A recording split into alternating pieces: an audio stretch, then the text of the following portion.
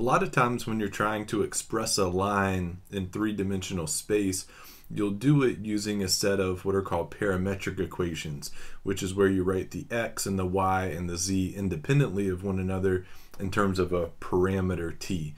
And so we can write the equation or set of parametric equations for a line in 3D space if we know a point on the line and we know a direction vector for the line.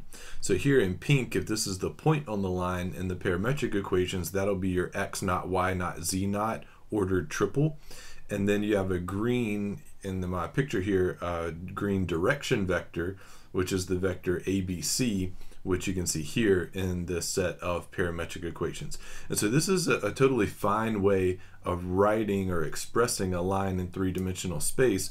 But if you remember when we studied parametric equations back in Calc 2, one thing that was sometimes helpful was to eliminate the parameter. In other words, write it back in terms of another form that didn't have the parameter t.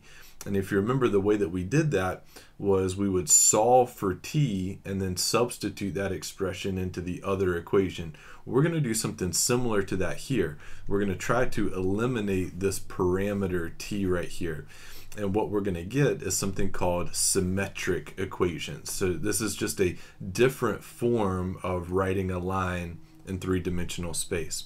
So let's do this real quick here. Let's solve for t for all three of these guys. I'm going to skip a little bit of the algebra.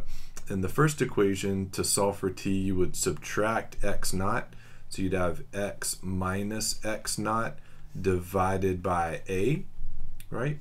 X minus x naught, and then we'll divide at by a, which will just leave you with t. And then you'll have something similar for y and something similar for t, or for z rather. For the second equation, you'd have y minus y naught over b. And in the third equation, you'd have z minus z naught over c. So these are all just three different forms of these three equations. But now check this out though.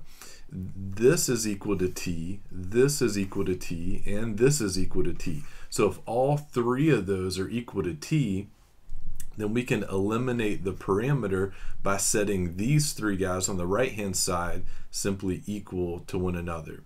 So when we say symmetric equations, here's what we're referring to.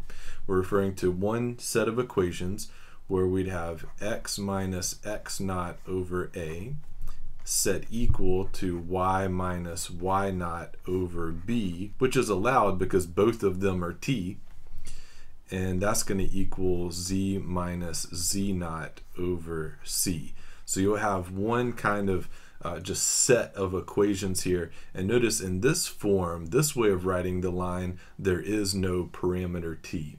And in the next video, we'll actually do an example dealing with symmetric equations.